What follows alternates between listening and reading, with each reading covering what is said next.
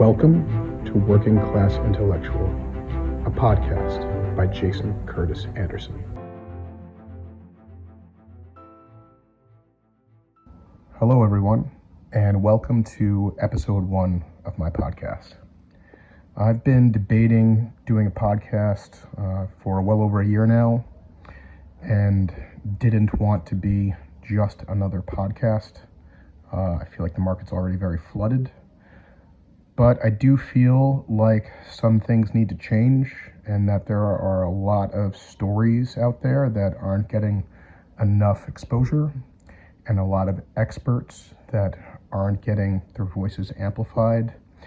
And a lot of people's voices who are amplified are actually doing a great disservice to the truth or to our city in general.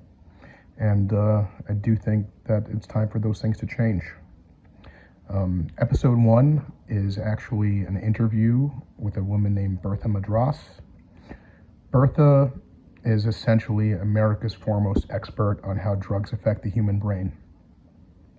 And I decided to do an interview with her where I asked her questions about the drug crisis that we're watching unfold in America, but I also tried to tailor the questions to the people of New York City so we could really have an expert opinion on the things that we are seeing play out on the ground here.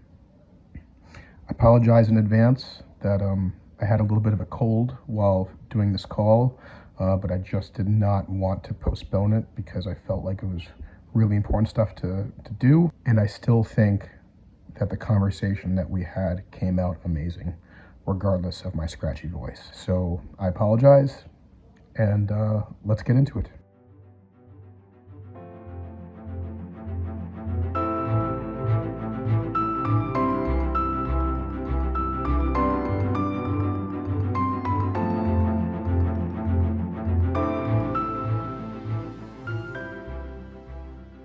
My name is Bertha Madras. I'm a professor of psychobiology in the Department of Psychiatry at Harvard Medical School. I've been at Harvard for 37 years. I'm about 100 years old. I always like to round off numbers, so anything over 50 becomes 100. I have been working in the field of drugs for many, many years, and was recruited during President Bush 43's administration to be the Deputy Drug Czar of the United States, which the portfolio was prevention, intervention, treatment. And during that period of time, there was a very rapid learning curve of our massive problems and potential ways to try to solve it. I also was recruited to the President's Opioid Commission, combating drug addiction and the opioid crisis in 2017, along with Governor Charlie Baker, Governor Roy Cooper, Governor Chris Christie, Congressman Patrick Kennedy, Pam Bondi, and we were charged with trying to make recommendations for the opioid crisis. So the public policy component of my life has just floated in and out of my existence in between my real job, which is to try to investigate how drugs affect the brain. Wow, that's incredible. Okay, so I tried my best to tailor this conversation to be a combination of having you unpack these things that only you know how to unpack, and Hopefully. to have this dialogue really with the people of New York City and the politicians of New York City.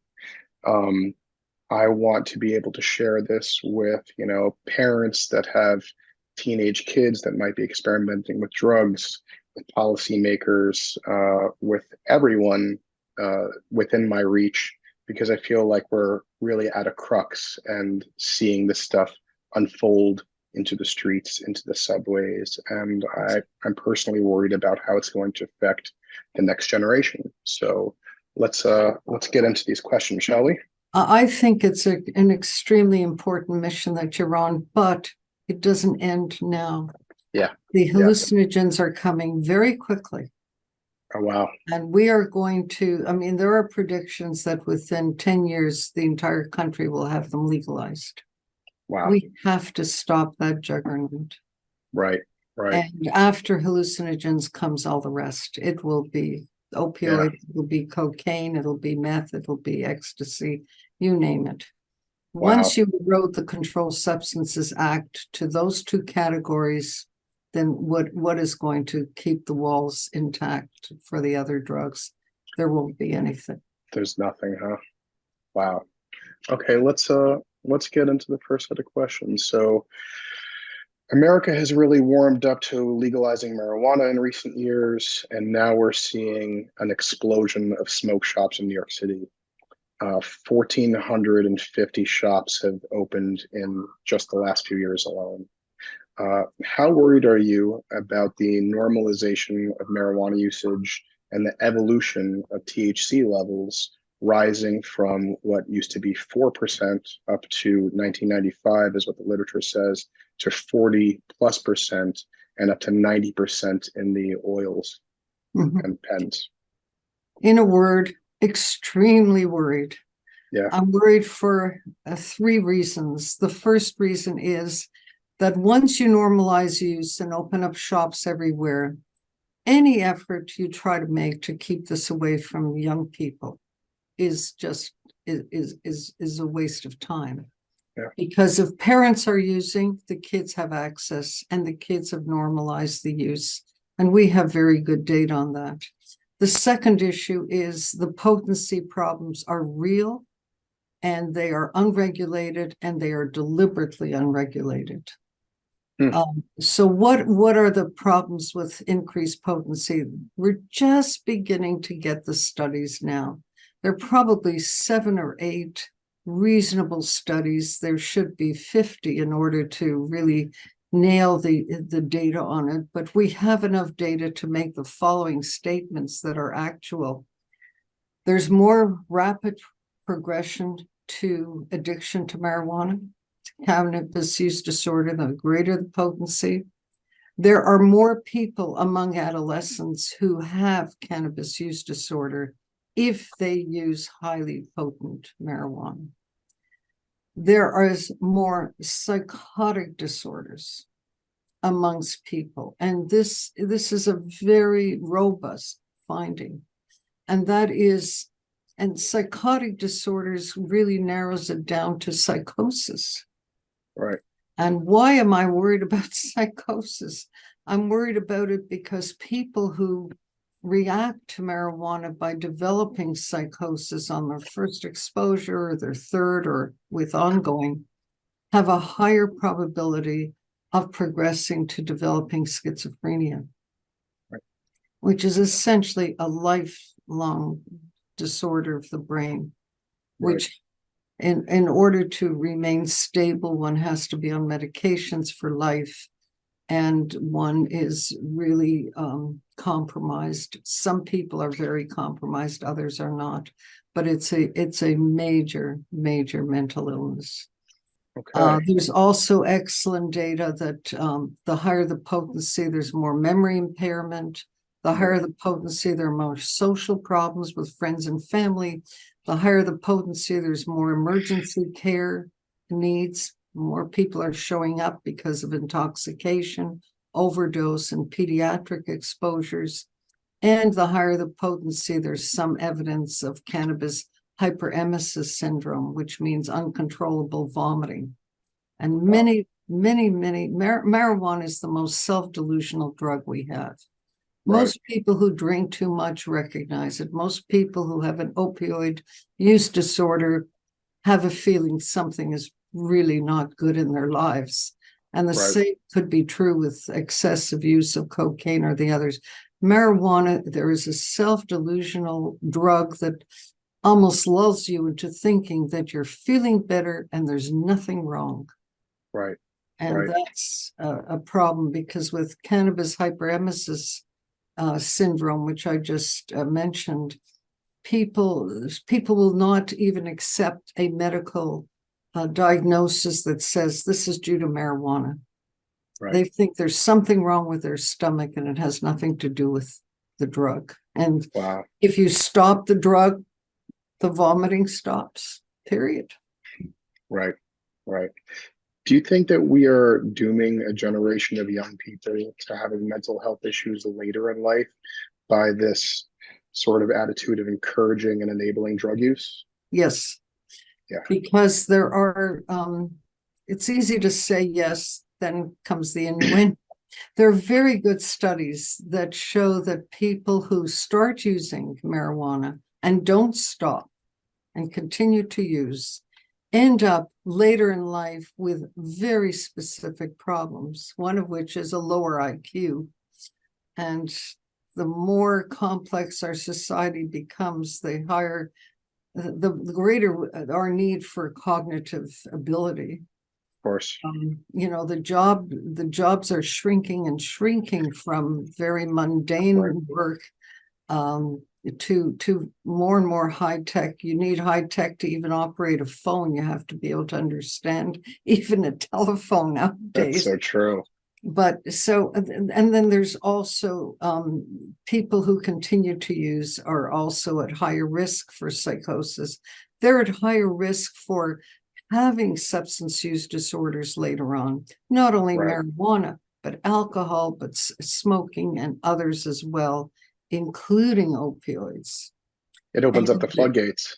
And it opens the floodgates, and they're at higher risk as well for having social problems, not having a stable social milieu for themselves that is going to reinforce good habits and good values, which means having a job, having housing, having a stability in one's life. So if you actually look at some of these longitudinal studies, what you see is that the more you use during youth, if you've used more than 400 times or more than that, there's a dose response, which the more you use, the more likely you'll be homeless, the more likely you will be unemployed on welfare, the much less likely you'll graduate from college or even, drop out of high school before you even contemplate going to college. So it's very, very unpretty picture for people who continue to use. Wow. Okay. People all over the country are dying because they took fentanyl unknowingly. There are plenty of stories about college kids taking a pill that they think is a Xanax or something that they have taken previously, and they don't know that they just took a fatal dosage of fentanyl. Do you think the country is having an honest conversation about fentanyl being a poison and how often it's being found in drugs that people never agreed to take? It's an excellent question. First of all, I think it's both a poison and just the newest dangerous drug. It's clearly a poison because people are dying. Yeah. One of my very good friends who was a who is a neuroscientist and whose husband is also within this domain, they sent their child off to Reed College in California. Never had touched drugs. The senior class invited the freshman class in their dorm for a party, and the purpose of the party was to introduce them to drugs. Wow. And the child took marijuana for the first time in their lives. They got out of control in terms of their verbiage. The college decided to hold a hearing on the fate of this child for saying unpleasant things to others under the influence. He was so nervous. Somebody handed him a pill to say, here's something that'll help you sleep. And he was found dead in his dorm. Wow, that's awful. And I honestly think that the universities have federal regulations that govern substance use on campuses. They're not at all regulating it. It's a disaster. The number of people who apparently don't know it's fentanyl, it varies. It's very hard to know the data. I've seen data that say 25% are unaware. Others say that it's higher. We just don't know how many are aware or not aware. The problem is that fentanyl is so potent that if you're not accustomed to it, because tolerant people who've used for a long time are much more tolerant to the effects. But if you're not accustomed to it, a very low dose can kill you. And it can kill you instantly. It can kill you by the time by the time you inject the full dose and you go into that state of anoxia and you stop breathing, there isn't time to administer Narcan. They're just, people have discovered people dying dead with the needle still in their veins because they were in the midst of injecting. Wow. The other thing about fentanyl that's so hazardous is that because it's so potent in such tiny amounts, being able to distribute it evenly among fillers, let's say they fill it with other garbage. Yep. You can't do that if you're not an experienced compounder, so to speak. Sure. It's very hard to distribute it. Wow. And you're just playing Russian roulette with your life.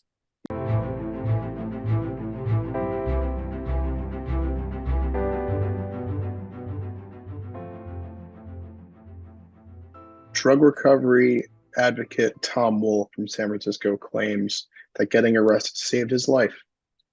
Do you think we are failing to protect a generation of young people by cities giving up on enforcing drug laws? We are failing young people in multiple ways. Yeah. We're failing young people by not enforcing drug laws. There's complete complacency. I know the DEA does its best, but it does not have the backing of the powers that be. It is still considered almost a pejorative term to say that you work for the DEA, yet their job, their mission in life is to save people from becoming addicted, from dying, from becoming homeless, losing their jobs, their families, their education. That's what it's all about, this so-called failed war on drugs. It's only failed because we have failed to exercise resolve. But we're failing not only that way, we're failing because we're not educating our young people on the hazards of drugs. Right. We are, and the media is part of the problem. They are promoting, their latest, of course, are the hallucinogens. They just promote the glamour. They promote the fact that it's new, that it's interesting.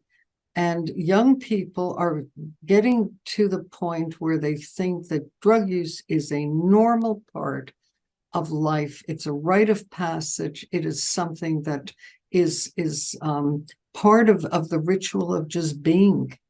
And that is absolutely a false premise that nobody has had the courage at the federal government to get up and say, just don't use drugs because they can affect the course of your life. Right. This was really good because this rolls perfectly into my next question, was about the failed drug war. So for years, there has been this narrative in the media about the failures of the drug war. But it is my personal belief that we need to abandon that conversation and start a much more important one that acknowledges that we are currently surrendering public space in our cities, as well as the well-being of an entire generation of young people, to fentanyl, which is significantly more lethal than every other drug, including heroin. How do you see this issue? Well,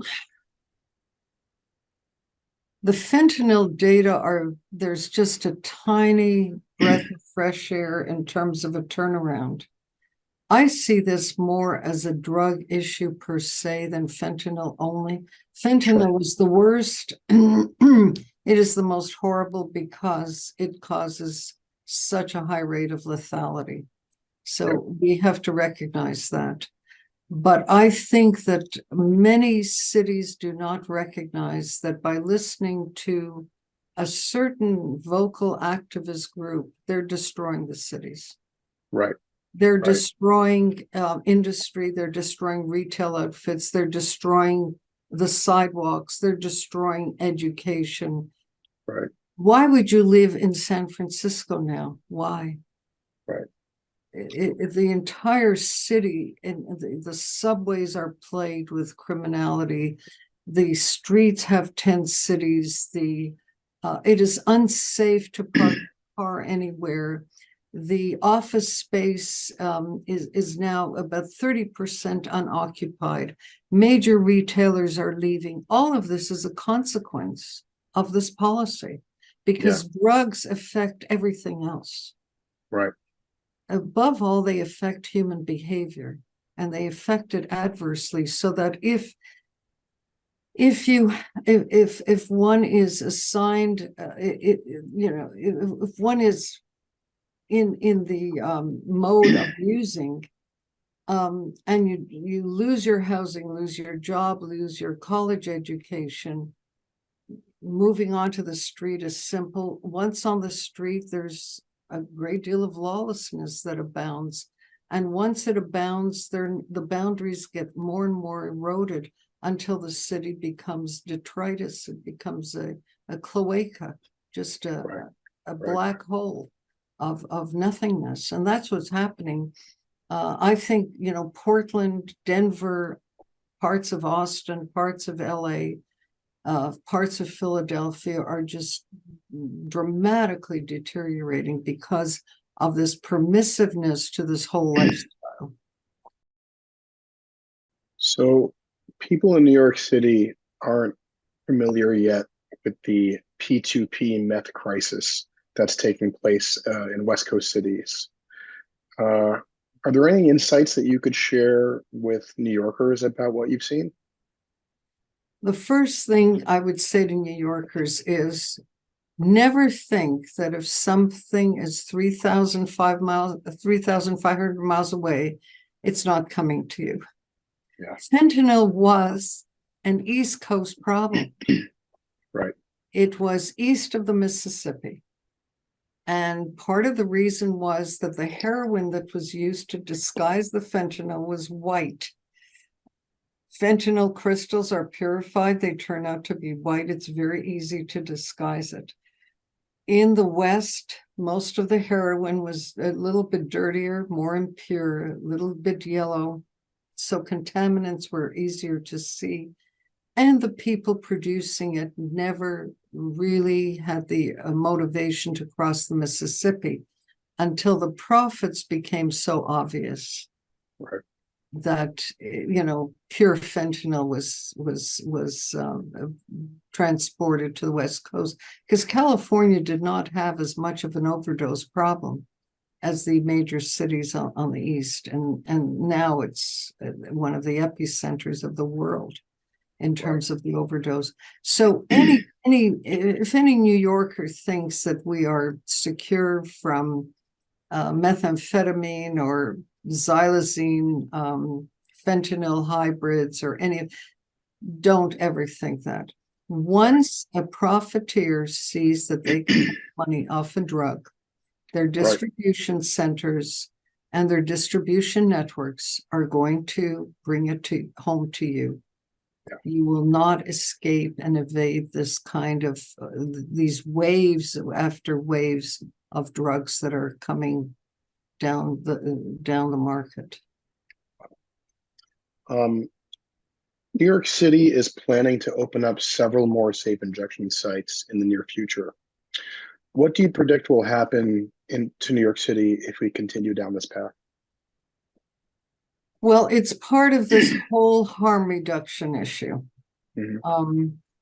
And I know that there's an increasing embrace of harm reduction as a solution to the I'm just going to disconnect there because something is flashing. There is a problem with the whole harm reduction movement. And the problem is that it has been a term that has become undefined. Safe injection sites are now considered harm reduction. Yep. A decade ago, harm reduction was to give out clean needles and to distribute naloxone and buprenorphine to treat an opioid use disorder. Now we're moving into another phase of harm reduction, which is to have places where you can inject drugs, supervised injection sites, and safe supply, both of those. And also handing out free paraphernalia to users. Yep. There's no limit and there's no boundary in harm reduction. That's the first principle I think we have to recognize. Yeah. As soon as you satisfy one format for harm reduction, it's going to go on to the next, into areas which some people would consider outrageous, like safe supply, just handing, like Vancouver has dispensers, automatic dispensers of hydrocodone. Wow. Now, what has happened with supervised injection? So Vancouver was one of the pioneers, and I believe there's a place in Australia. Not only has the overdose death rate not declined, it's just soared. Yep.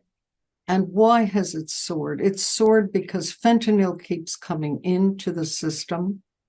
The people who use these supervised injection sites are not identified. So you don't know if they use one day here and they're rescued. So you have the data, wow, it's working, we're rescuing that person. Yep. And the next day they're going to use on the streets. And right. Around these supervised injection sites are dealers. Yep. They've got their customers. There's nothing better for a dealer than to have a centralized marketplace where you can, and this attracts the dealers. The other problem with them is that I'm looking at data, how many people actually get into treatment from this opportunistic moment where you meet actually a nurse, you meet a healthcare professional, you meet a recovery coach, and the numbers are very low. Yeah. So New York City's refused to release their numbers. Yeah. Well, that makes sense because I'm sure they're probably 3 to 5%, if that much. I shouldn't say I'm sure. This is the numbers I've been told by word of mouth. And so I don't know if that's accurate or not. But what is the point of having a place where you meet a person where they are and you leave them where they are? And that's the problem. Right. We're leaving them exactly when they came in, instead of saying, here is a wonderful opportunity to gradually, sometimes imperceptibly, but step by step, begin to give them a sense of what can be in their lives. Right. And how much better it could be. And instead of using that opportunity, because most people use alone, people who die are using alone. There's no contact with professionals. Here, there's this wonderful opportunity for contact, but it's not being exploited. And because it's managed by radicals.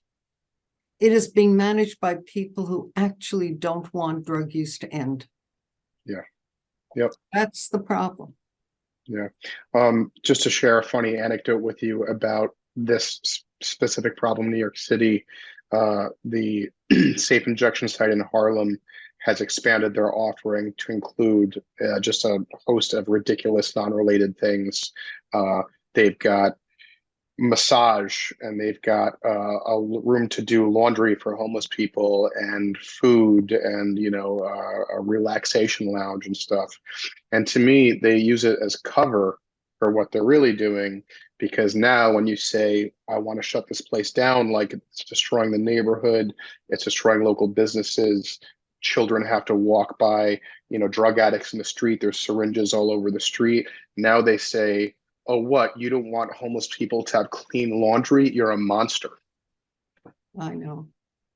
It's And ridiculous. what I feel is that every possible way to shape and carve the narrative to suit the ultimate goal, which is enabling drug use and enabling ongoing drug use, is being used. Yeah. And the campaigns are brilliant in terms of their strategies. Yeah.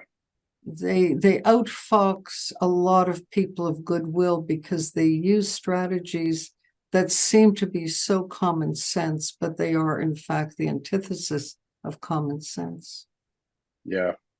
This is a little bit of how I got here on this subject, was getting invited to your talk, but also seeing the public messaging that we put out around this subject in New York City that was encouraging usage and to not be ashamed of it. I actually have a question later in the interview about that Yes. that I want to ask you. So, all right. Do you think that America can solve things or reduce things like addiction and homelessness while also moving away from things like accountability?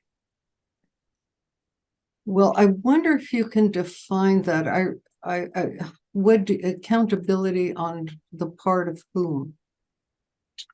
Right. I just think I just see an enormous trend across the country with, not wanting to hold criminals accountable for their behavior and not wanting to hold drug addicts accountable for their behavior.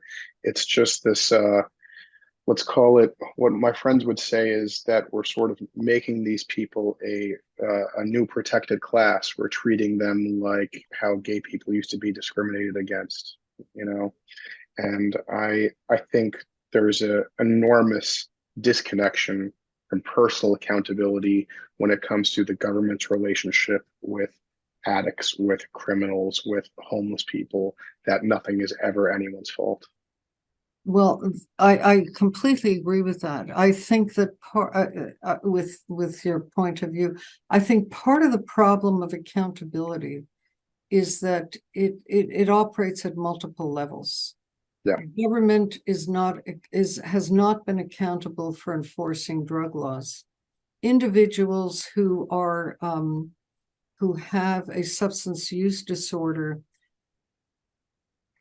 there is a very strong movement to destigmatize them in order to make them more comfortable to appear in front of treatment providers, in order to be more honest with their physicians.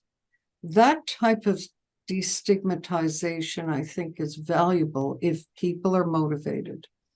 But Right. what's happening now is not a destigmatization of a person with this terrible disorder, but it's to destigmatize use altogether. Right. And to expect people who are using to give them whatever they want in order to feel comfortable, rather than giving them a safety net in order to, so they don't die, but also trying to motivate them. And sometimes motivation can be heavy-handed, but it may be is necessary to get into treatment, because what is being eroded is not so much destigmatizing the person with the disorder, it's destigmatizing drug use per se. And that, from my perspective, is madness. Yeah. Number one is that, what are parents going to say to their children in order to protect them from using drugs, in order to protect them from initiating drugs, if you don't stigmatize drug use? And I don't want to ever stigmatize a person who has a disease, a disorder. That is wrong, because if that prevents them from having treatment, that's counterproductive. But if you say that this is normative across the board and we shouldn't stigmatize drugs, then we are going down a path of normalizing it for anyone and everyone. And then the cleanup of this mess will be probably eventually impossible. We're not going to stop the pipeline to addiction. If we continue along this path. So how do we get people into treatment? Gently, with motivation. Some people claim that the only way to get people into treatment is by them feeling the need internally. But there are incentives and disincentives to treatment that should be exercised, and they should be tested. We have a whole cohort here in Boston of academics who absolutely rail against coerced treatment. And from my perspective, I've looked at the data, I've looked at the published data, I've actually looked at what they've written in the literature. And basically, the coerced treatment, that whole modality is very, very weak in our country in terms of how we exercise it. Right. Coerced treatment, some of these folks lump together, putting a person in jail for getting them abstinent, forcing them into a locked detox center, or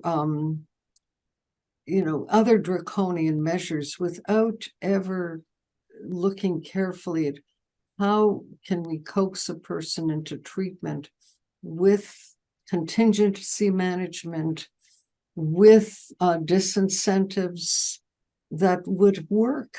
And we simply don't, we have not really explored this. The drug policy lines, they've come out so strongly against this, but that, I think, is because of the philosophy of let's not interfere with drug use, period. Right.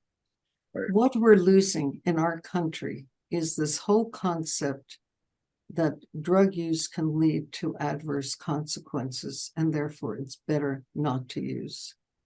That whole philosophy, which dominated, is being eroded by very vocal activists who just feel that drug use should be encouraged or supported or supplemented with housing, with free supplies, safe supplies, with paraphernalia. Right now, I think every decision we're making along these lines is leading to a worsening of the problem.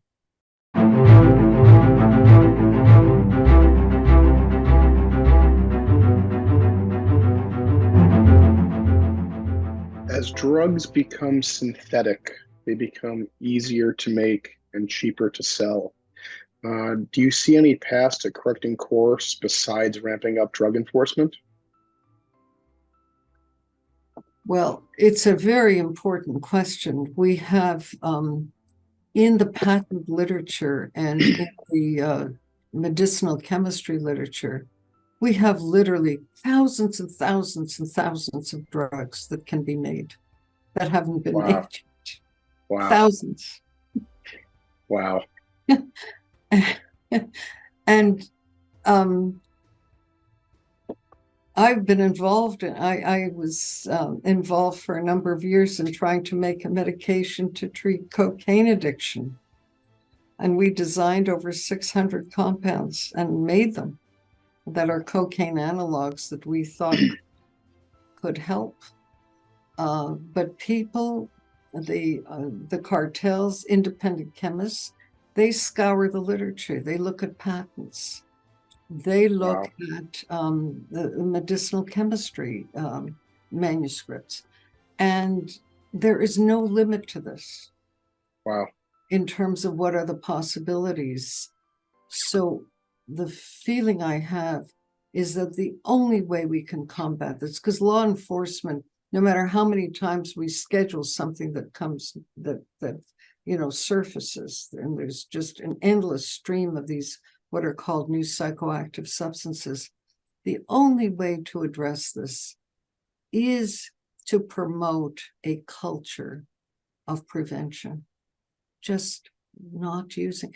every one of these drugs is a human experiment without informed consent. Yep. There's no informed consent, and there's absolutely no data on what will happen to your brain under these under the conditions in which you use these new compounds. Wow. What are your thoughts about drug rehabilitation in America and its success rates? Is there something that we should be doing differently and immediately? Well, there are 14,000 treatment centers in the country. The medications that we have currently to treat, if we resort to medications, we have very effective medications for the opioids. We have some for alcohol, but nothing for anything else. Wow. We don't have for marijuana, we don't have for cocaine or methamphetamine or hallucinogens, you name it. I mean, there are some antagonists that can antagonize the effects of hallucinogens, but so the question is, there are multiple ways for recovery. There are multiple needs for recovery. Of these 14,000 centers, which ones offer evidence-based treatment? And by evidence-based treatment, I mean medications for opioids. I mean psychiatric services, because a number of people, a very significant percentage of people who use drugs also have psychiatric needs. Yep. How many of them give AIDS counseling? How many of them give medical exams? How many of them keep very detailed records of successes and failures? How many of them limit the amount of time a person spends in treatment or keep it open-ended? How many of them treat it as a chronic disease rather than saying 28 days and you're out? Probably about a third of our 14,000 adhere to these principles. Wow.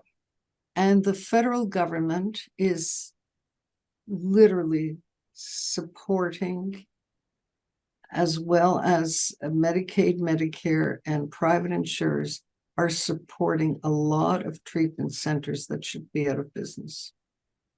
Yeah. I've been to many of them when I was working in government. And the first thing I'd ask is, how many people are referred to you? How long does it take to get a slot?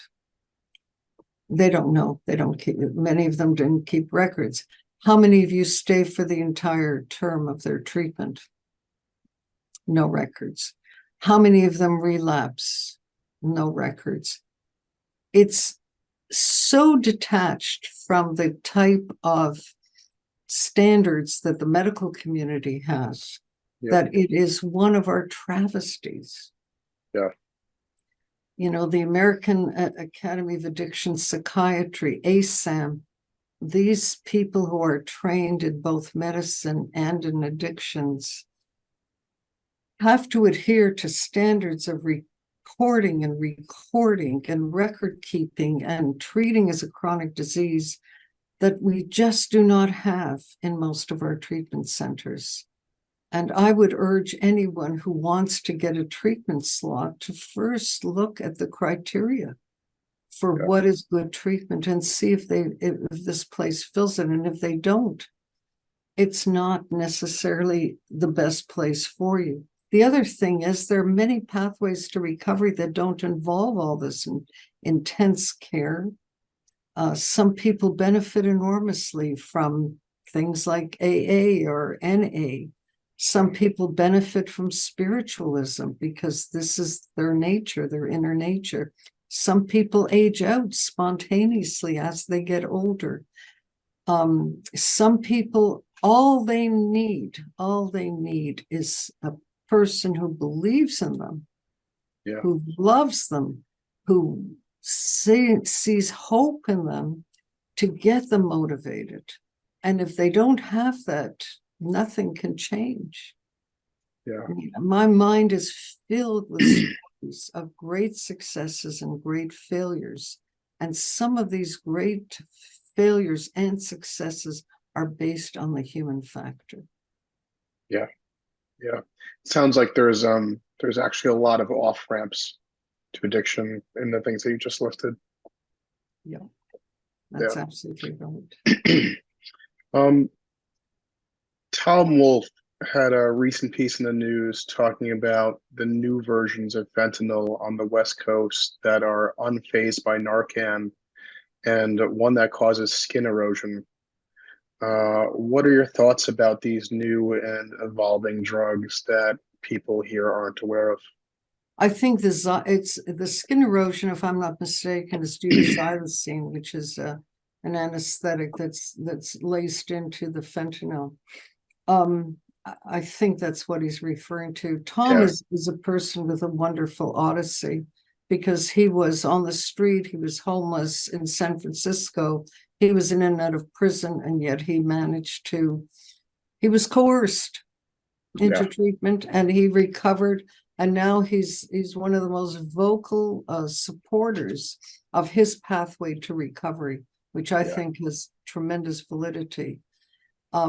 But as the one thing that I can say is we have to always keep our eye on all these emerging trends, no matter where they are in the country, because the next day they may be in your home or with your teenager.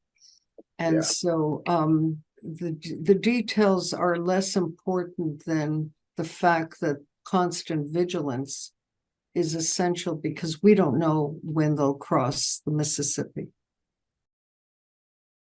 A recent story from San Francisco showed that overdoses are up and that 66% of them are happening inside of a singular supportive housing facility.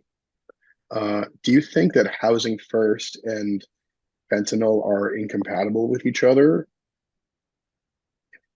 Well, I think the concept of housing first is another one of these political feel-good moves. Which makes no sense unless you partner it with treatment. Because housing first sounds, it's very seductive to say, well, a person's living in a tent, they have access to drugs, all they need is a house and they will, they'll thrive. It makes no sense if they have a substance use problem to put them in a house where there is no attempt at normalizing their lives, normalizing treatment, normalizing a recovery strategy for them. It's, from my perspective, it's another one of these harm reduction moves that I think has not been thought through in terms of cost benefit. As I said earlier, most people who die of an overdose die alone. Put a person into a house, it doesn't matter if they're in a tent, on the street, on the beach, or in a house. If they have a problem, they could die from it. And the house is not going to make the difference to their death unless you treat the problem. That's a perfect answer. When people read this article and get mad at our conversation and insist that safe supply is the only solution, what would you just say to them? Well, the simplest thing is to see what's happening in Canada. There are two paradigms to look at. One is what happened in our country, and the second is to look what's happened in Canada. In our country, we had safe supply for about 12 years, starting around 1999 until 2012. And that safe supply were prescription opioids that were pristine, tightly regulated purities, supply chain, fillers. The dose was perfection. You knew precisely what you were getting. And we had the worst prescription drug overdose crisis in our history. There you go. Why? Because if you yield to safe supply, there is zero guarantee that it's going to be safe use. Two completely different things. So we had people who diverted these pristine opioids to thousands and thousands of Yeah. people who You're overdose saying it was abused rampantly. rampantly. We Yeah. increased the safe supply by 300 to 400%. And as a consequence, what did we do? We recruited more people into opioid use problems. Yeah. We recruited more people into addiction, and we recruited more people into death. Wow. And anyone who considers that all you have to do is give a safe dose, and that's going to solve the problem, it's completely and totally unfounded in terms of our own history. Canada, what's happening in Canada? Most of the people getting their so-called safe supply of hydrocodone are fentanyl users. They're tolerant to fentanyl. Right. They're the hydromorphone. It's not going to give them the same buzz at all as fentanyl. So, according to the records that I've read recently, the people who are getting their safe supply in BC, in British Columbia, are selling them. They're selling them to users that are not tolerant to opioids yet. They're recruiting more people in because this safe supply does not give them the same sensation they're seeking, and they're using the money to buy fentanyl. So instead of solving a problem of trying to prevent overdose, it's exacerbating the problem. According to reports that I've read, they may be accurate, they may be inaccurate, but this is what, yesterday this was debated in the Canadian Parliament with Justin Trudeau. And I was astonished at his rebuttals for the opposition that was saying, this is what the data are saying. They're just selling the safe supply and continuing to use. He said, we have to listen to the science, it's a mantra now. We have to listen to the science, but what science is being listened to? Right. What you said also reminds me of like how college kids will sell their prescriptions for opioids, right? That's totally common for kids to sell Adderall to each other, Xanax, and things like that. And Adderall is being distributed in colleges like candy. Yeah. It's a real problem. If you were in charge of the public messaging for New York City's health department, what would you want it to say? There is the first thing I would want to say is, if I was the mayor of New York or the in charge of public health, I would recruit President Biden and his entire cabinet and the drug czar to make an absolute frank statement that drug use is not a safe activity. It's unhealthy. Yeah. It is dangerous, not for everyone. Some people use and are fine, but there are a number of people that we don't want to sacrifice that use and get into deep trouble. And start doing public health messages that are prevention from the top down. In the State of the Union, with the drug czar, who's a very good man, Rahul Gupta, but he's just focused on treatment and harm reduction because, they're going to be judged by how many people die rather than how many people are prevented from using. So the first thing I would do is start with just changing the culture. The culture is so. And then the second thing I would do is say, what do we mean by harm reduction? Let's define our terms. Is it to facilitate use, or is it to try to tide a person over from dying in order to get them into treatment? Is treatment the goal or not? And if it's not the goal, why are we doing this? Why are we leaving people where we find them? The third thing I would do is use the police force to crack down on all the illegal dealing in the city. I don't care how many people you arrest. I think that there should be a culture of fear of dealing illegally in drugs. Yeah. Because if you don't create that culture of fear, it's anything goes. It's like Right. if you have a child who's 2 years old and you put no restraints on their behavior at all, you will have chaos within a few weeks. Yep. In the home, and a tremendous danger to themselves. Tremendous. Yeah. So there has to be resolve. What is missing from our country's response, New York City's response, is resolve. And what is being listened to are people who literally are proponents of drug use and drug legalization.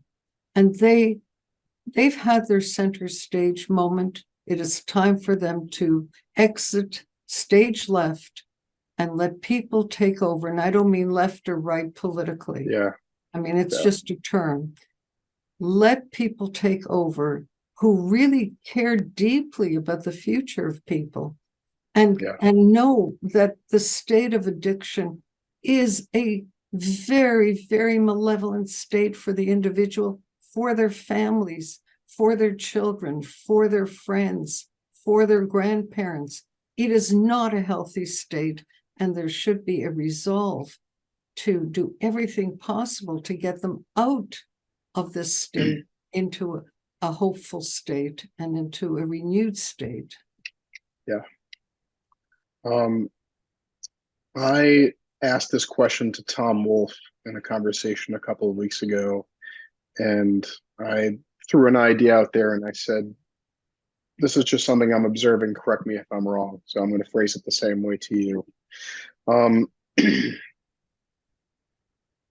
Is fentanyl deadly enough that we're not seeing year 3, 4, and 5 users? Are people getting addicted to it, using it all day, every 2 hours, and not having an off ramp into a normal life? It's because it seems like as the overdose rate rises all across the country through fentanyl, and you're reading that it's 30%, that accounts for 30% of overdoses, or in some cities that it's 50% of overdoses.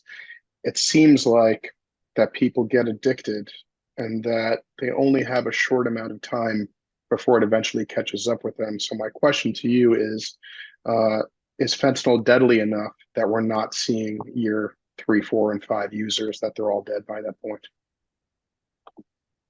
It's a very interesting question. We don't know the exact number of people who are using versus the number who are dying. Yep. But I would say on average, it could be 10% are dying. Yeah. Within 2 years. Yep. There's some users who think they have the most pristine distributors. Wow. Will never sell them bad fentanyl, and they can continue this way and perpetuate the use indefinitely because they feel that they're protected by the dealer. I would submit that there is no guarantees. It is a case of Russian roulette. It is fascinating to see how the user's mindset has changed. When I was serving in Ottawa and DCP, we had a fentanyl explosion of 1,000 deaths a year, which is 1% of what we have now. And I panicked. I was on the job about a month when I started to see the uptick in deaths. And the drug czar was in Texas on some meeting. And I called him on his cell phone. I said, we've got to do something. This is dreadful. 1,000. And at that time, there wasn't even 1,000. It was, just ticking up. What was fascinating at that time was people were interviewed who were using it, and they were watching their friends die. And the newspapers reported a number of them going into treatment. They were terrified.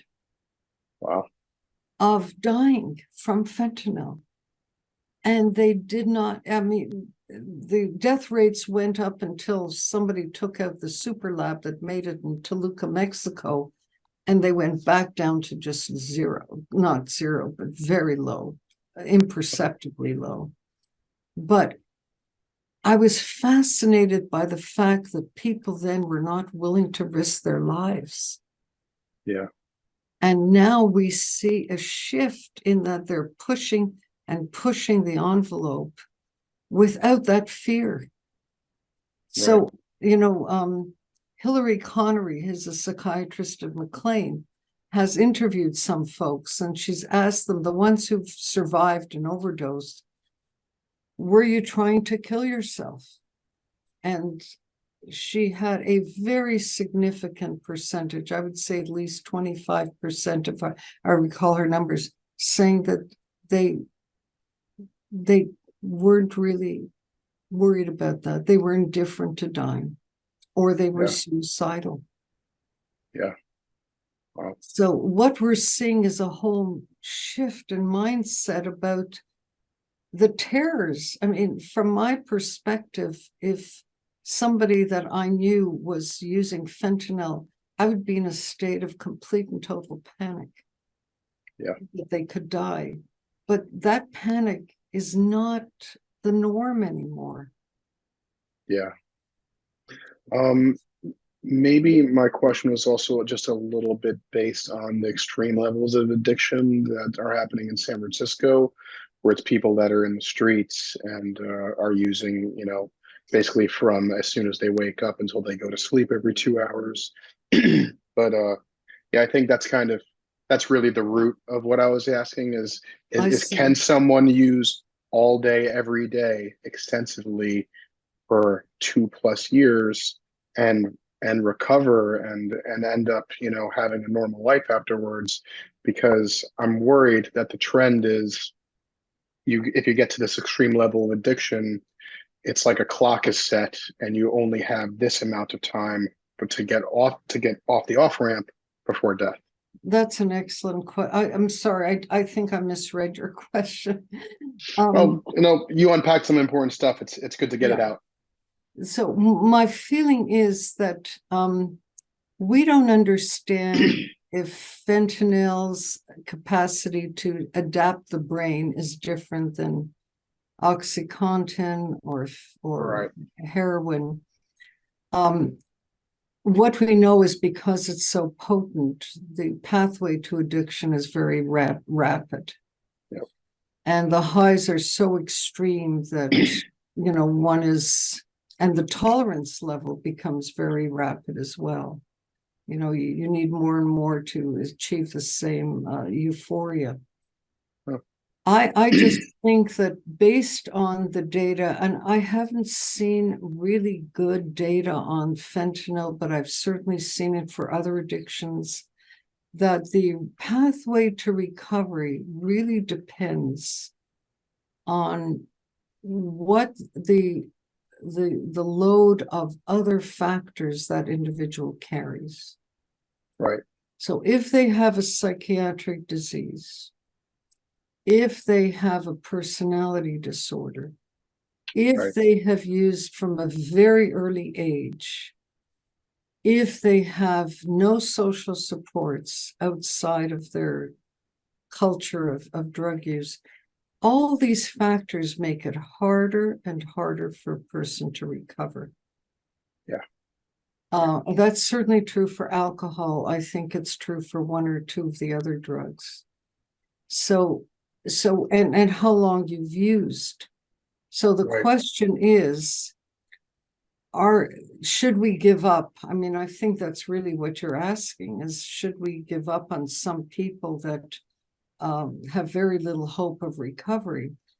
And from my perspective, I don't believe that we ever should.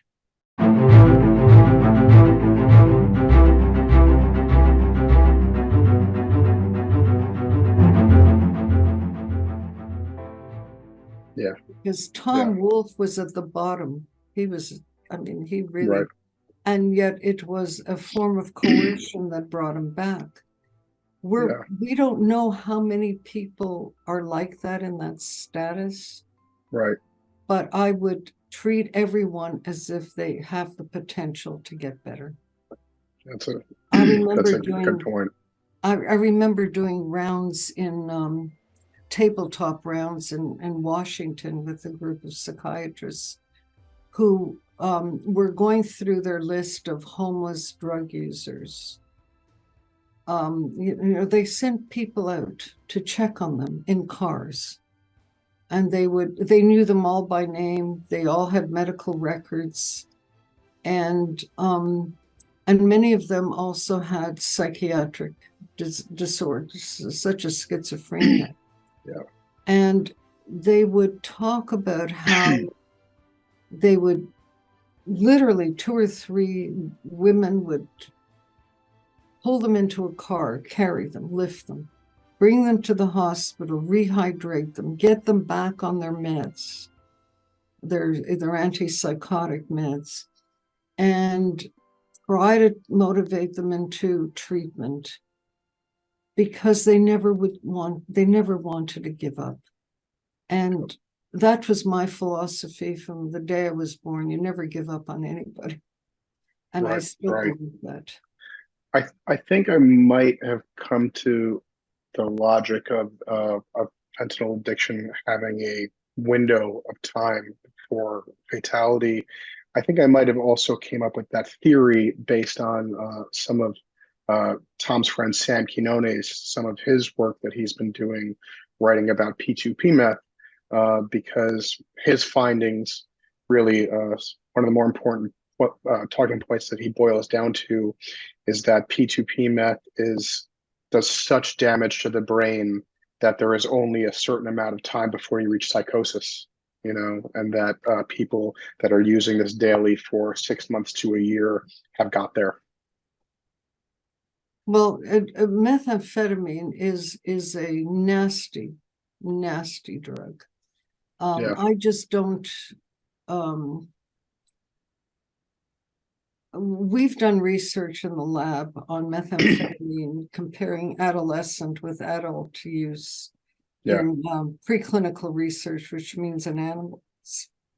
And I was not the first, but I was stunned to see that visually that the dopamine nerve endings are gone. Yeah. The brain. Are you familiar with his work at all? No. So he focuses specifically on, I think he wrote a book about this, about P2P meth, right? Which is the newer version of it that doesn't use the chemicals from cold medicine, but uses things from household cleaners. And he said because of that, it's more toxic. It's cheaper to make. It's easier to make because it's easier to access the household cleaners. And he said it seems to bring severe psychosis to users much, much faster than traditional meth. So I think that's why this is why I sort of framed it in this way of we only have a certain amount of time before users eventually reach psychosis. Well, the toxicity, I mean, the methamphetamines are known villains in terms of toxicity, which means that you can actually see the nerve cells deteriorate, where every nerve cell has a wire that connects it to another, just like the old telephones that were wired up. Yeah. And once those wires are broken, they can't regenerate. That's why people have spinal cord injuries and they are paraplegic for life, because the wires just don't grow back in the same way that a bone can heal. And methamphetamine and probably these more powerful analogs are notorious in terms of destroying the cells. But I also think that we're overlooking the effects of some of the other drugs as well. In our lab, we have found, and Yasmin Hurd at Mount Sinai in New York, and she would be a wonderful person for you to speak to. Sure. We have both found that in adolescent preclinical, this again is animal work because it's unethical to do it in human, that marijuana causes a very, very robust inflammatory response in a key brain region. And we have shown that it only happens in the adolescent brain, not in the adult. Wow. And that key region is involved in depression, anxiety, stress, sleep problems, a whole host of functions that are essential for Darwinian survival. Wow.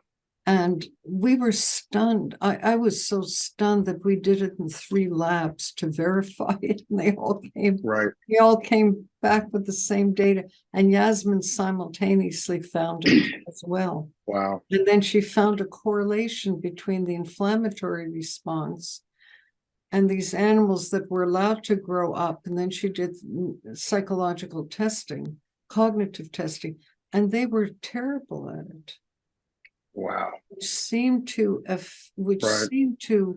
reflect the fact that there is not only a visual damage, but there's a functional consequence that could persist for life.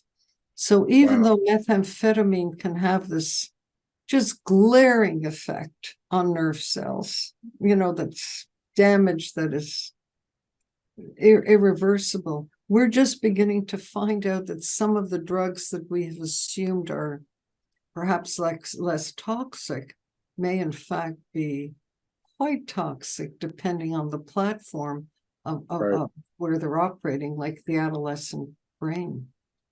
Wow. Yeah, that's going to be a really great talking point for me to share with parents and younger people. So really, thank you for that.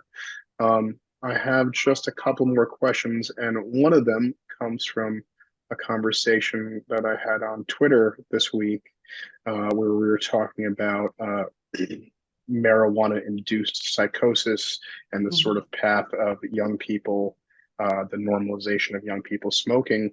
And someone asked me if young people smoking marijuana, this high potency marijuana regularly, does it slowly induce them into some forms of psychosis like schizophrenia and bipolar disorder? Or does that person have a latent schizophrenia in their DNA and this triggers it into activation? And I didn't even try to unpack it because I wanted to ask you. Well, it's an excellent question. The most direct answer is we don't know yet. Yeah. Okay. But here's some of the data. I'll just throw it at you. Sure. It's like getting a drink out of a fire hydrant. If you give normal people without any symptoms, just control subjects, Yep. intravenous THC, they will develop symptoms of psychosis under the influence. They won't develop a full-blown psychosis, but they'll develop paranoia, they'll develop some types of thought disorder, derealization, detachment from the world, and so on. If you look at the dose response of marijuana, the more potent the drug, the greater the probability of developing psychosis.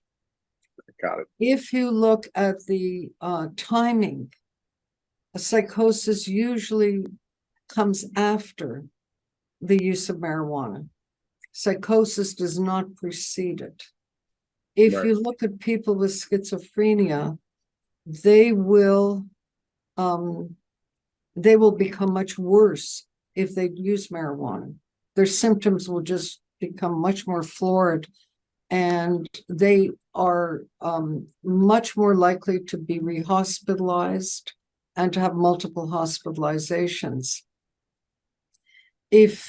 So the question is, all of these things could be explained by people being attracted to the drug because they have an underlying problem. And is it causality or association? the field is moving more and more towards causality. Wow.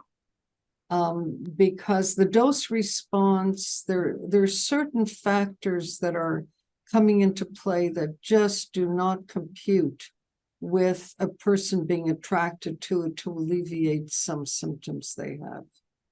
Right. Now, one of the most interesting things, long before marijuana became a political football, long before it became a profit football and a financial issue, is that the India Hemp Commission in 1890s published a report in which they looked at people in their what they call the Bengal insane asylum, which was a politically incorrect way to describe a psychiatric hospital. They found that up to 40 to 45% of the people there had been heavy marijuana users, ganja users. Wow. Wow. They looked at whether or not they were alcohol or opioid, and those were very low. Wow. And so they concluded that marijuana is likely to trigger a psychosis because and that was, as I said, long before the politics. The other big problem, as I said earlier, is that people who have a first episode of psychosis and go to the emergency department on taking marijuana, very high doses. If they're followed up for a number of years and they continue to use, their conversion to full-blown schizophrenia rate is about 25 to 40%. I've already told you that statistic. So the association causality debate will go on forever. The people who like marijuana will say it's all association, it's predisposing, but there is a possibility that the genes that contribute to schizophrenia are also contributing to marijuana use. Right. There's an overlapping of those genes. We can't predict who will or who will not become psychotic, but it's actually quite a risk factor. Right. Right. Wow. Okay. All right. This final question. Is there anything that you would like to share with the people of NYC? There is a good chance that many politicians will read this, as well as parents who are trying to navigate their teens experimenting with drug use. For parents, I would say the following. We recently published data showing that if parents use marijuana, their children are much more likely to use.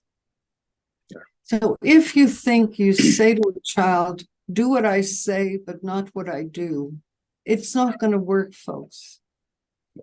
The influence of parents on their children's drug use is massive.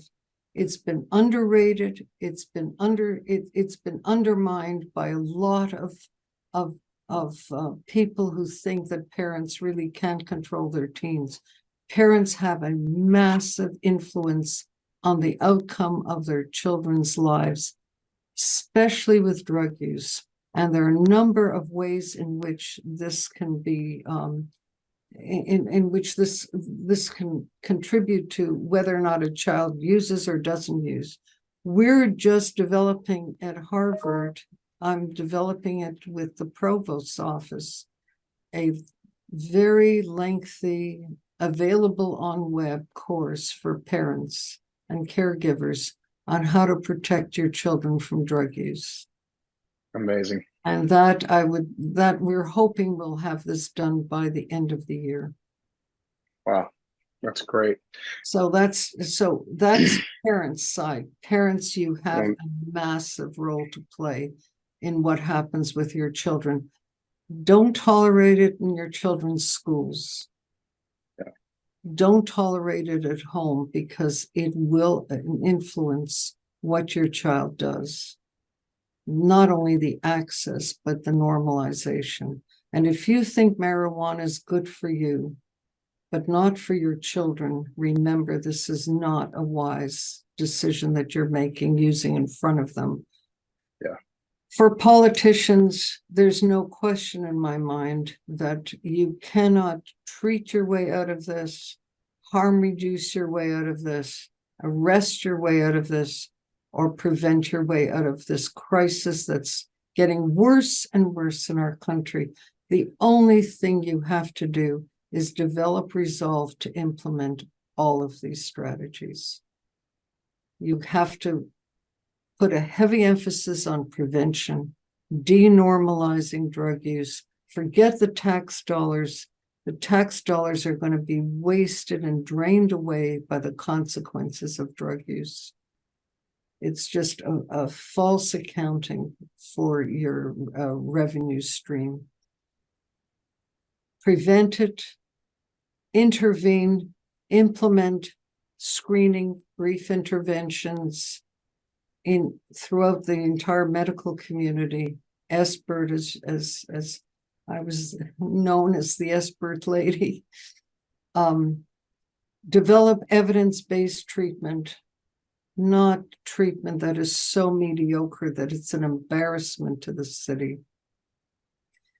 Don't facilitate drug use, don't accept it, because in the end, it does not help the drug user for you to normalize and make it easy for them to have drugs. In the end, the best thing to do is to try to recruit them into treatment and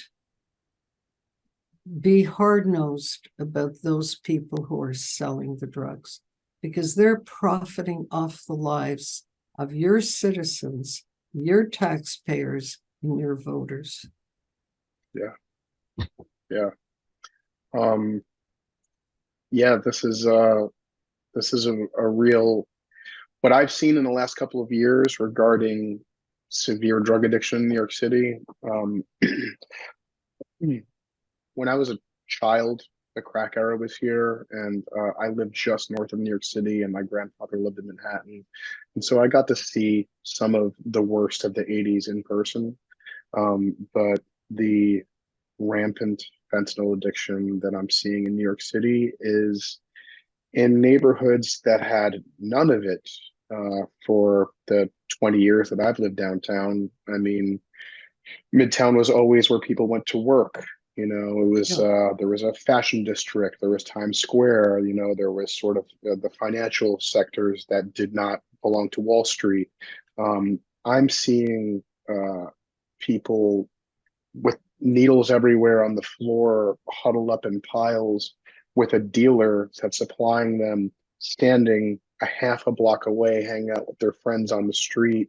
Like, I would never imagine to see these things in broad daylight 4 or 5 blocks away from Bryant Park, but these things are happening in New York City right now, all over the place. So I think we're in a really hard place of trying to reduce this behavior. We're in a really hard place of even acknowledging that it's happening, and I think it's really important to have these types of conversations. So I want to really thank you for spending this time with me.